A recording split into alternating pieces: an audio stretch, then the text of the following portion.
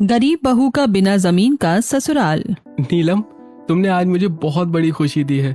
मैं अपनी खुशी बयान नहीं कर सकता। थू थू थू, नजर न लगे मेरे देवर जी की खुशी को। देवर जी, अब आप तैयार हो जाइए, अपनी बीवी का ख्याल रखना है, कोई लापरवाही नहीं चलेगी।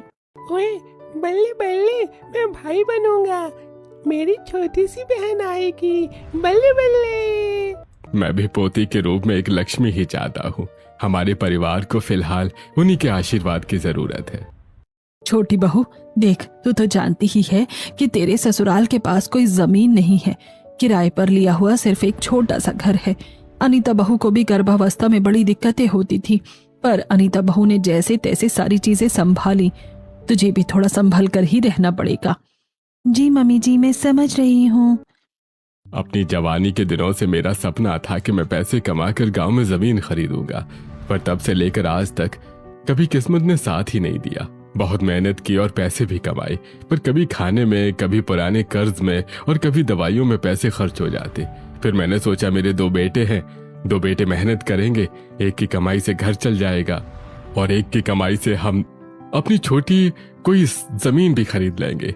पर मैं बेटों को पढ़ा नहीं पाया और गांव में जमीन न होने की वजह से कोई हमें गंभीरता से लेता भी नहीं है। दिन भर की मेहनत मजदूरी के बाद 100 रुपए हाथ में दे देता है। ऐसे में मेरे दोनों बेटे भी अपना घर किसी तरह चला रहे हैं। अब तो मैंने आस छोड़ दी है कि जीते जी कभी अपने परिवार के पास कोई जमीन देख पाऊंगा। हाँ, पर मुझे पक्का पता है कि हमारे परिवार के पास जमीन जरूर होगी।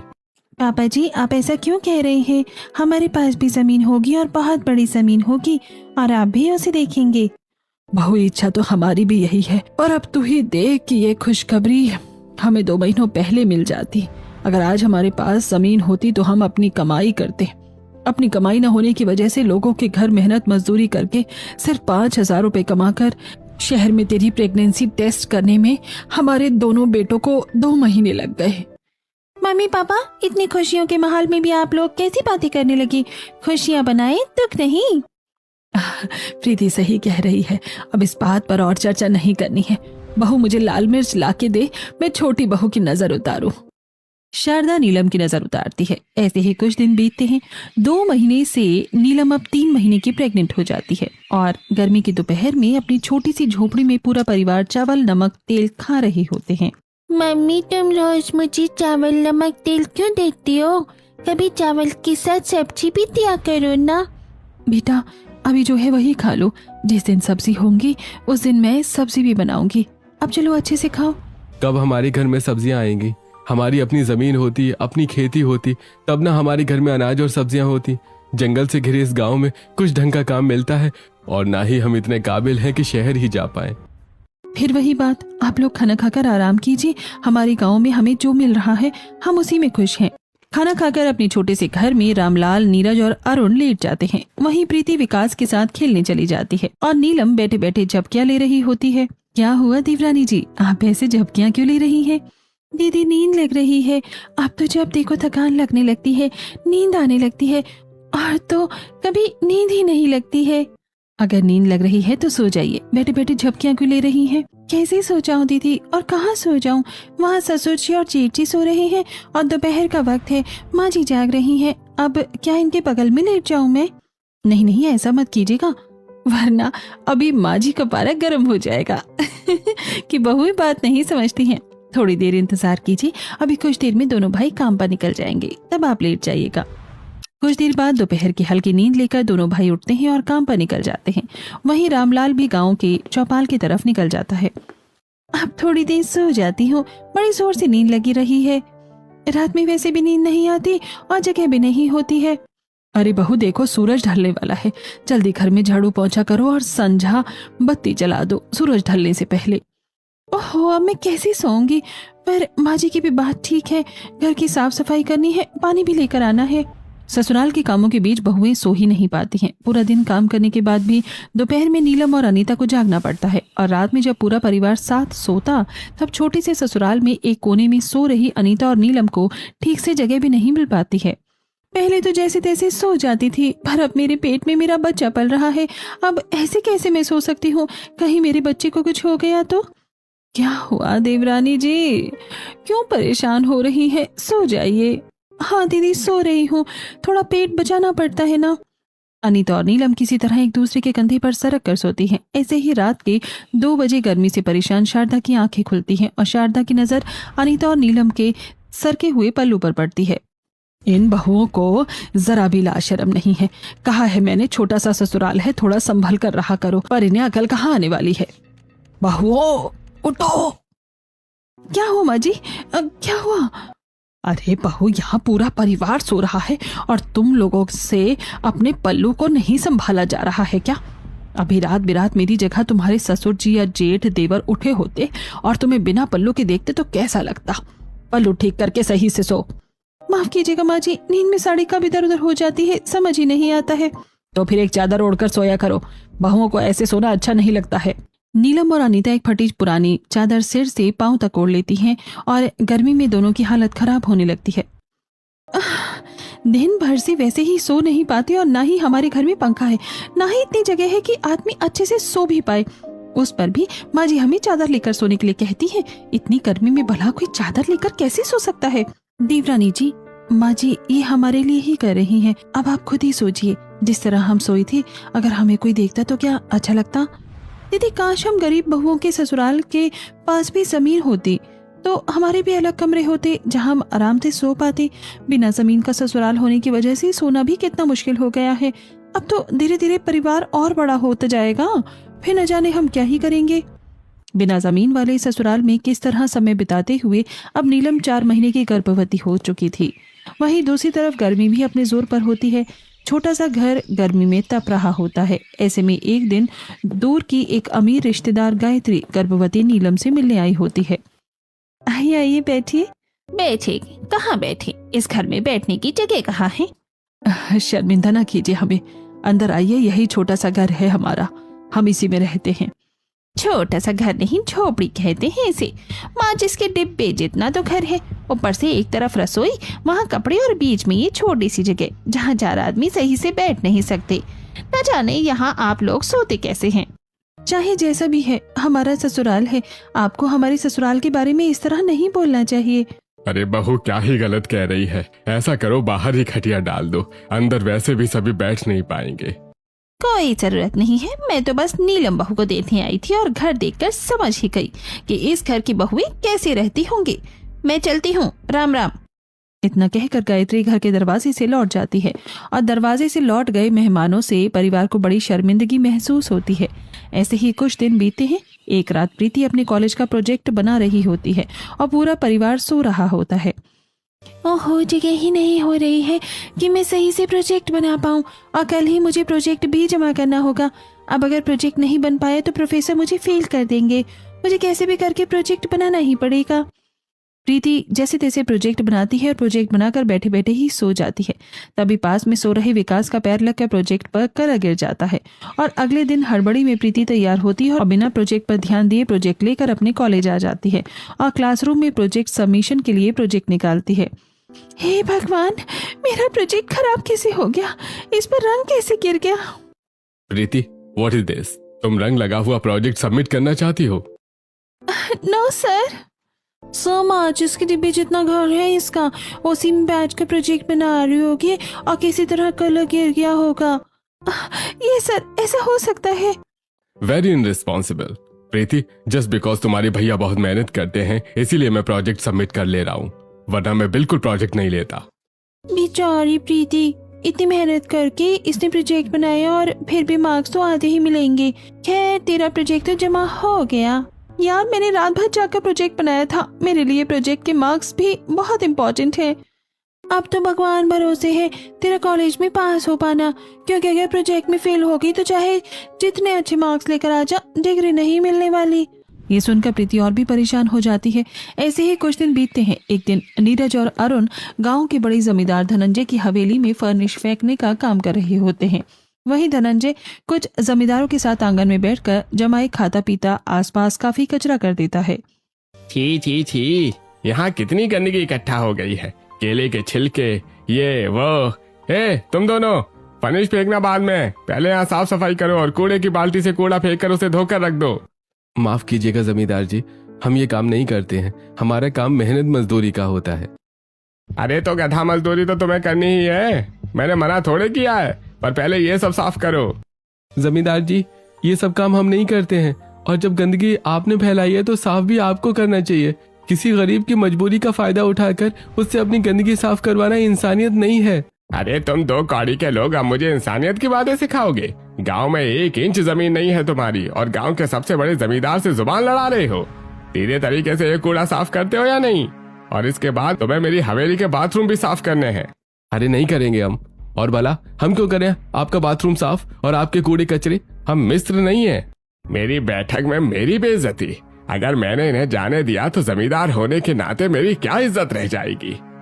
ए, बड़े वीआईपी बन रहे हो तुम, अब देखना तुम्हारी क्या हालत होती है। जाओ निकलो मेरी हवेली से, कोई काम नहीं है तुम्हारे लिए। और मैं भी देखता हूँ कि पूरे गांव में तुम्हें कौन काम देता है। तुम्हारे खाने के लाले न पड़ गए तो मैं भी गांव का जमींदार नहीं हूँ। आदमियों, डंडे मारकर भगाओ इन्हें। धनंजय अपनी रौब जमाने के लिए दोनों भाइयों को अपने आदमियों से डंडे से पिटवा कर भगा देता है, और गांव का सबसे बड़ा जमींदार होने का फायदा उठाकर अरुण और नीरज को कहीं काम भी नहीं करने देता है, जिससे घर में खाने के भी लाले पड़ जाते हैं। दीदी, घर में तो राशन ही नहीं है, अब खाना क्या बनाए? जो है वही बना दीजिए। उस जमींदार की वजह से हमारे पतियों को कोई काम ही नहीं दे रहा है, तो अब हम क्या ही कर सकते हैं। अनीता और नीलम मुट्ठी भर आटे से पतली पतली रोटियां बनाती हैं और पानी जैसी पतली दाल बनाकर पूरे परिवार को परोसती हैं। मम्मी, तुमने मुझे अभी तक सब्जी नहीं खिलाई है, ऊपर से पानी जैसी दाल और ये कागज जैसी रोटी। ज्यादा नवाबी हो गई है तुझे, जो मिला है खा, वरना रख दे चुपचाप। अनीता, क्यों डांट रही हो बच्चों को? ये ले बेटा, तू ये रोटी भी खा ले। नहीं पापा, अगर मैं आपकी रोटी खा लूंगा तो आप क्या खाओगे? भाभी, इतना समझदार भतीजा है मेरा और आप उसे इस तरह डांटती हैं।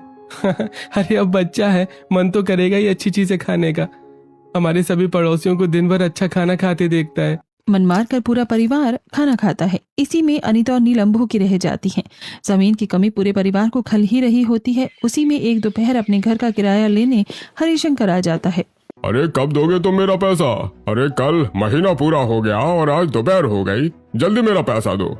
मालिक, कल ही महीना पूरा हुआ है और आज दोपहर हुई है, हमें थोड़ी मोहलत दे दीजिए, हम आपके पैसे दे देंगे। अरे नहीं नहीं, मुझे अभी मेरे किराए के पैसे दो, और अगर नहीं है तो जो घर का सामान है वो सामान दो, और पैसे अभी दो मुझे। जी, अरुण और नीरज को तो कहीं काम नहीं मिल रहा है, अब इसे क्या दे? अगर पैसे नहीं दे सकते तो तुरंत घर खाली करो, अभी क्या अभी। ऐसा मत कीजिए, हमें थोड़ी मोहलत दे दीजिए, हम आपके पैसे जल्द ही दे देंगे। अरे मुझे भरोसा नहीं है तुम पर, मुझे ऐसी कोई चीज दो जिसके बदले में तुम मुझे पैसे देकर उसे छुड़वाओ, तभी मैं तुम्हें यहाँ रहने दूंगा, वरना मेरा घर खाली करो। ये कंगन चलेंगे, इन्हें बेचकर अपने किराए के पैसे ले लीजिएगा, और जब तक किराया पूरा नहीं होता तब तक हमें परेशान करने मत आइएगा। हाँ हाँ चलेंगे, दे दो मुझे। इस कंगन के पैसों में जितना किराया होगा उतने तक मैं तुमसे किराया मांगने नहीं आऊंगा। अरे ये क्या शारदा, हमारे परिवार का आखिरी सोना और मेरी माँ की निशानी वो कंगन ही थे, तुमने उसे भी उस लालची मकान मालिक को दे दिया। तो क्या करती मैं, खाने पीने के लाले तो पड़े ही हैं, ऊपर से हमारे पास कोई जमीन भी नहीं है। ऐसे में अगर वो हमें बेघर कर देता तो अपनी गर्भवती बहू, बच्ची और पूरा परिवार लेकर हम किसका दरवाजा खटखटाते। ऐसे ही रात होती है, पूरा परिवार सो रहा होता है, तभी बाहर से कुछ आवाजें सुनकर सबकी नींद खुल जाती है। ये इतनी तेज आवाज किस चीज की है? क्या हो रहा है बाहर? इतनी खतरनाक आवाज हुई है कि अचानक उठने की वजह से मेरे पेट में दर्द शुरू हो गया है। जरा देखो बाहर क्या हो रहा है। नीलम अनीता के सहारे खड़ी होती है और पूरा परिवार बाहर आता है।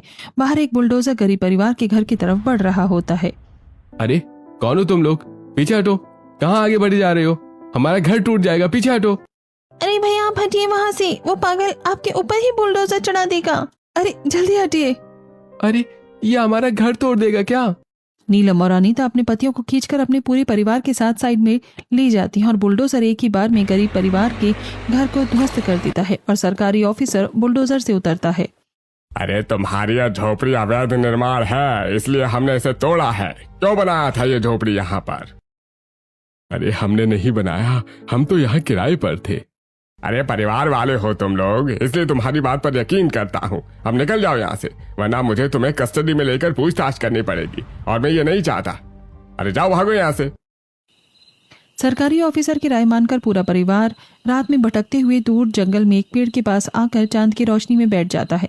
गरीब परिवार की आंखों के सामने उनका आशियाना मिट्टी में मिल गया, लेकिन उन्हें नहीं पता था कि किस्मत उनके लिए एक नई दुनिया तैयार कर रही है। वो मूंझौसा मकान मालिक इसलिए सुबह इतनी हड़बड़ी में था। उसने सोचा 1 महीने का भाड़ा और ले लूं, और मैं बेवकूफ उसे अपने सोने के कंगन दे बैठी। करम जला, कीड़े पड़े उसे। क्या माँ आपने उसे अपने कंगन दे दिए हैं? पहले ही वो हमसे छोटे से घर का बहुत ज्यादा किराया लेता था और अब कंगन लेकर भाग गया। मिलने दो उसे, फिर सबक सिखाता हूँ। पापा मम्मी, अब हम कब तक यहाँ बैठेंगे? मुझे नींद लग रही है। हमारा क्या कहाँ है? घर चलिए ना। बेटा तू मेरी गोद में सो जा, अब इतनी रात को हम कहाँ घर ढूंढेंगे। नीरज और अरुण की निगरानी में पूरा परिवार पेड़ के नीचे सो जाता है। अगली सुबह सबकी आंख खुलती है। पूरा परिवार खुद को एक घने और गहरे जंगल में पाता है। चारों तरफ बड़े बड़े आम और दूसरे फलों के पेड़ होते हैं, जिनके तनों में लकड़बग्घों के पंजों के निशान होते हैं। रात के अंधेरे में हम इतने बड़े जंगल में कैसे आ गए? यहाँ तो काफी बड़े बड़े पेड़ हैं और सभी पेड़ों पर अच्छे आम भी उगे हैं, पर लकड़बग्घा के पंजों के निशान भी है। इतने इंसानों के बीच लकड़बग्घा नहीं आते, इसीलिए हम सुरक्षित हैं और फिलहाल तो हमारी भूख के नामों और जंगल के दूसरे पेड़ों पर उगे फलों से मिट सकती है। भूख तो हमारी मीठ ही जाएगी, पर हम रहेंगे कहाँ? उस धनंजय ने तो गांव में सभी को हमें काम देने से मना कर रखा है। ऐसे में कोई भी हमें अपनी जमीन में रहने के लिए घर कैसे देगा? कहाँ हम सोच रहे थे कि मेहनत करके अपने परिवार के लिए कोई जमीन खरीदेंगे। जमीन तो खरीद नहीं पाए, बेघर और हो गई, और हमारे पास कोई और काम और पैसे भी नहीं है। हम जंगल की जमीन पर भी नहीं रह सकते, वहां लकड़बग्घा के साथ बड़े जानवरों का भी खतरा है। अब हम क्या करें, कहाँ रहेंगे हम सब? पूरा परिवार सिर छिपाने की जगह को लेकर परेशान होता है। तभी नीलम की नजर पेड़ों पर बनी चिड़िया के घोंसलों पर पड़ती है। मेरे पास एक आइडिया है। हमारे पास जमीन नहीं है तो क्या हुआ, हम पेड़ों पर अपना घर बना सकते हैं। भाभी, आपका मतलब ट्री हाउस से है? अरे वाह, हमारा ट्री हाउस बनेगा, मजा आ जाएगा। यहो! हाँ हाँ, ट्री हाउस। हम गरीब बहुए बिना जमीन वाले अपने ससुराल के लिए पेड़ों पर घर बनाएंगे। वहाँ हमें जमीन की जरूरत ही नहीं है। हाँ, और बिना जमीन के ट्री हाउस में हमें पेड़ों के बीच काफी ठंडक मिलेगी, जिससे गर्मी में भी परेशानी नहीं होगी। बहू, लगता है तुम्हारा दिमाग खराब हो गया है। पेड़ों पर बिना जमीन के ससुराल कैसे बनाओगी? माँ जी, ये आसान तो नहीं होगा, बड़ी मेहनत का काम है, पर पेड़ों पर बिना जमीन का ससुराल बनाया जा सकता है। हम दोनों भाइयों को मेहनत मजदूरी के अलावा आता ही क्या है? तुम दोनों बहुएं प्लान बताओ, हम मेहनत करने को तैयार हैं। तो सबसे पहले तो हमें एक अच्छा पेड़ ढूंढना होगा। वो आम 4 तरह के आम पेड़ मुझे सही लग रहे हैं। वो 4 पेड़ बड़े और मजबूत और सामने आमने हैं। उन पर हम बांस से एक ठोस मजबूत ढांचा बनाकर मजबूती से बांध दें तो उस पर हम घर बना सकते हैं। हाँ, और फिर मिट्टी, लकड़ी और बेलों से एक मजबूत बिना जमीन वाला ससुराल बना सकते हैं, और लकड़ियों से ही एक सीढ़ी बना लेंगे जिससे आसानी से अपने बिना जमीन वाले ससुराल में जा सके और नीचे भी उतर सके। नीलम, तुम प्रीति और विकास के साथ रहो। मैं और भैया जंगल से मोटे मजबूत बांस लेकर आते हैं, और मैं बड़ी बहू के साथ कुछ मोटी बेलें इकट्ठा कर लेती हूँ। तो फिर मैं थोड़ी मिट्टी और कुछ पत्ते इकट्ठा कर लेता हूँ छत ढकने के लिए। अरुण और नीरज जंगल में बांस की पेड़ों के पास आते हैं और बड़े बड़े पत्थरों से बांस की जड़ों पर मार मार कर बांस तोड़ने लगते हैं। वहीं दूसरी तरफ अनीता और शारदा मोटी मजबूत बेलें तोड़कर इकट्ठा कर रही होती है, और रामलाल मिट्टी, पत्ते और विकास पत्थर मारकर आम तोड़कर इकट्ठा करके लेकर आता है। ये देखिए, मैंने कितने सारे आम तोड़े। वाह, ये तो तूने बड़ा अच्छा काम किया। बड़ी जोर की भूख लग रही थी और सारे आम भी अलग अलग तरह के हैं, खाने में बड़ा मजा आएगा। पहले ढांचा बना लेते हैं ना, न जाने कब कोई जंगली जानवर आ जाए। आप लोगों को पता है ये बांस बड़े मजबूत हैं। इतने बड़े बड़े पत्थरों से कई बार मारा है, तब जाकर एक बांस टूटा है। इतने बांस तोड़ने में तो हमारी कमर टेढ़ी हो गई। हमें ऐसी ही बांसों की जरूरत है। ये बांस हमारे पूरी ससुराल का वजन सह लेंगे। अब बस आप दोनों भाई 2 पेड़ों पर चढ़ जाइए और एक बेल नीचे लटकाइए। हम बेल में बांस बांधेंगे, आप उन्हें ऊपर खींचकर मजबूती से पेड़ पर बांध दीजिएगा, और इसी तरह पेड़ों पर एक स्क्वायर ढांचा तैयार कीजिएगा।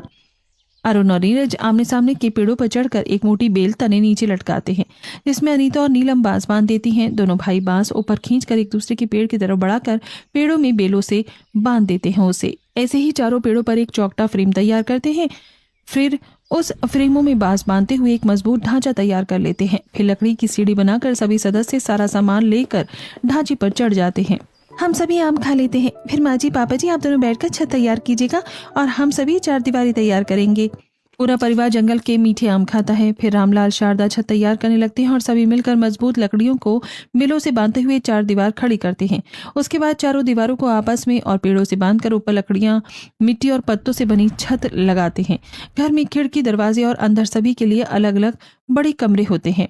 वाह बहू, आखिरकार तुमने अपना बिना जमीन वाला ससुराल बनाकर तैयार कर ही लिया। ये तो काफी अच्छा लग रहा है।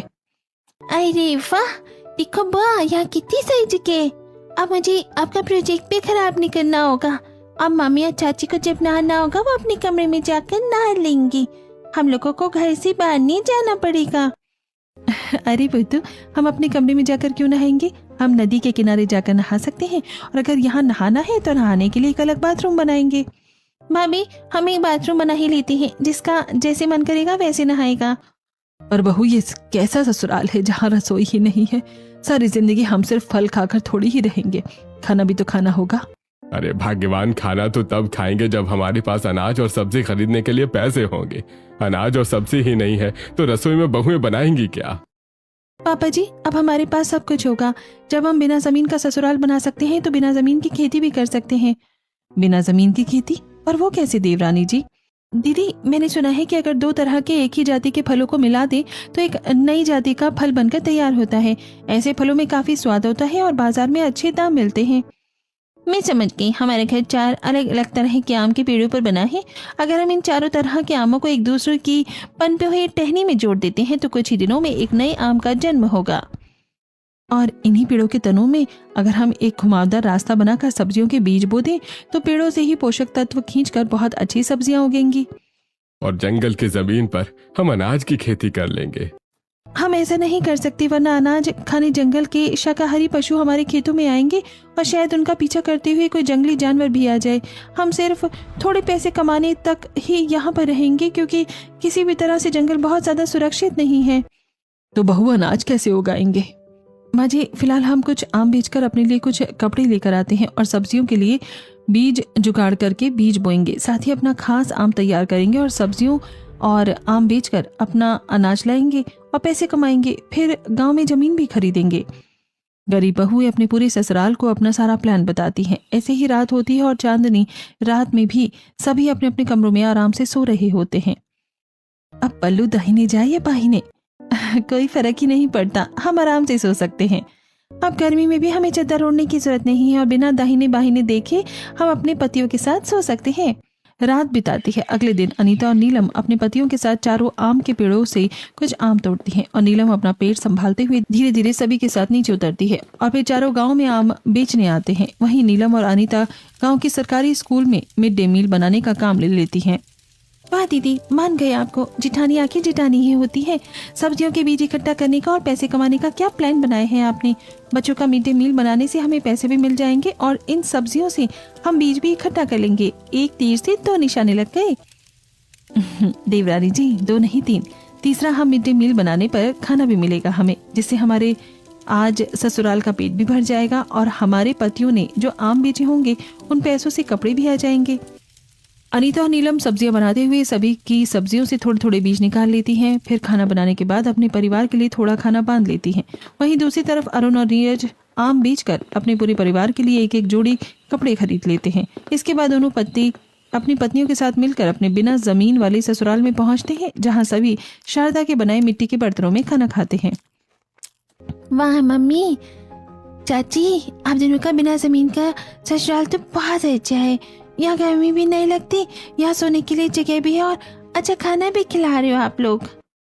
माँ जी, आपने मिट्टी के बर्तन बना लिए, ये बहुत अच्छा किया। अब हम अपनी रसोई और बाथरूम बनाएंगे और अपनी सब्जियां बोएंगे। साथ ही अपने खास आमों पर भी काम करेंगे। खाना खाने के बाद अनीता और नीलम पास के एक पेड़ पर लकड़ियों को आपस में बांधकर बेल से पेड़ पर लटकाकर हवा में झूलती हैं और रसोई बनाती हैं। फिर दूसरे पेड़ पर चारदीवारी खड़ी कर बाथरूम बनाती हैं। नीरज और अरुण शारदा की बनाई मिट्टी के घरों में पानी लाकर दोनों बहुओं को देते हैं, जिससे नहाकर दोनों कपड़े बदलती हैं और फिर सभी पेड़ों में घुमावदार रास्ता बनाकर सब्जी के बीज लगा देते हैं और 2 नई उगी हुई आम की टहनियों को एक दूसरे जाति के आम की टहनी से बेलों में बांध देती है।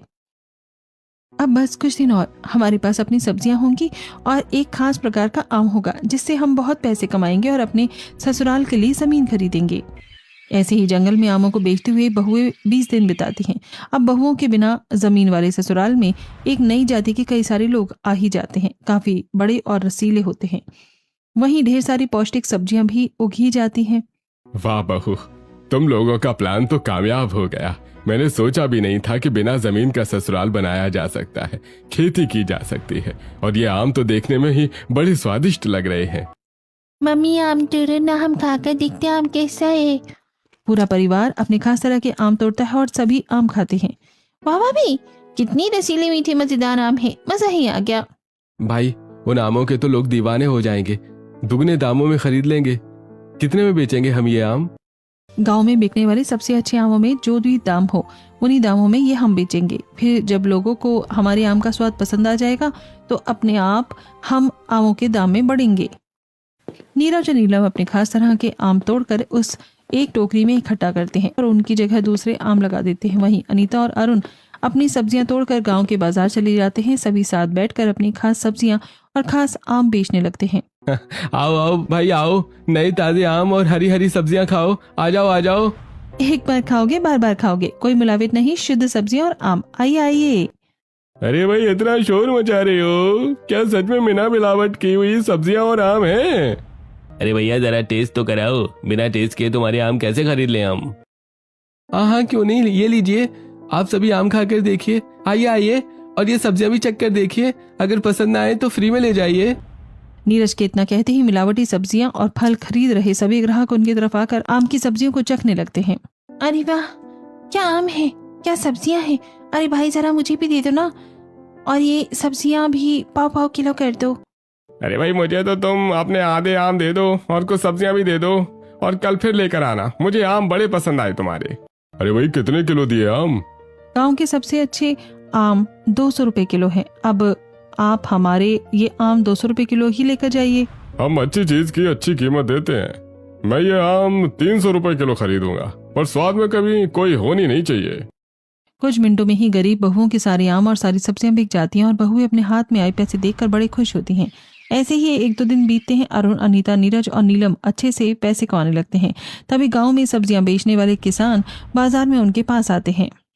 अरे देखो, तुम लोग यहाँ आम बेच रहे हो, इसमें हमें कोई दिक्कत नहीं है, पर तुम में से कोई सब्जियां नहीं बेचेगा। जब से तुम लोगों ने सब्जियां बेचनी शुरू की हैं, हमारी सब्जियां सड़ने लगी हैं। अरे भाई, हम भला क्यों न बेचें यहाँ सब्जियां? हमारा भी हक है सब्जियां बेचने का। अरे बाहर में क्या तुम्हारा हक? 2 फुट जमीन नहीं है तुम्हारे पास, न जाने कहां से ये सब्जियां लाकर बेच रहे हो।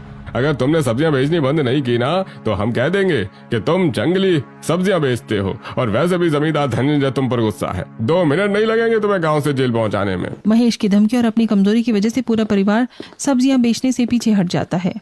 हे भगवान, अब आज के जमाने में अच्छी चीजें बेचना भी पाप हो गया है। अब हम क्या करेंगे?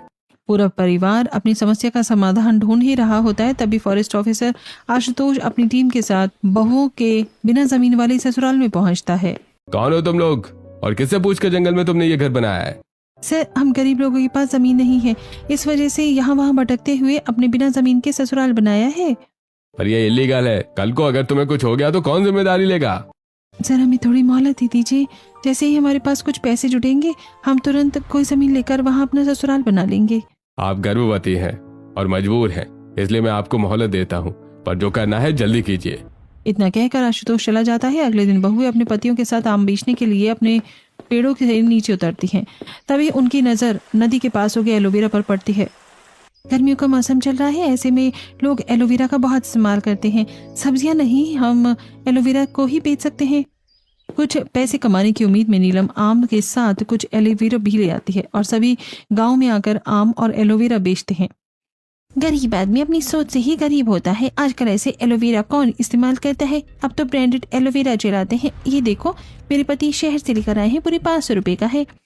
ये छोटी सी डिब्बी 500 रुपए की है, इससे अच्छा हमारे एलोवेरा ले जाइए, प्रकृति के और सिर्फ 10 रुपए का है। ब्रांडेड और इसमें फर्क होता है, खैर तुम लोग नहीं समझोगे। पूर्णिमा की बात ने सभी को ही हैरान कर दिया था और आम बेचकर अपने घर वो आते और हवा में लटक रही रसोई में बैठकर एक बात पूरे परिवार को बताते हैं। वो सही कह रही थी, कोई भी सस्ती या चीज़ हल्की, अगर नाम कर दे तो सुंदर पैकेजिंग दे दे तो बस 10 रुपए की चीज़ 1000 रुपए में बेच सकते हैं। अगर ऐसी ही बात है तो हमारे पास इतनी सारी एलोवेरा है, क्या हम एलोवेरा से अपना बिजनेस नहीं कर सकते?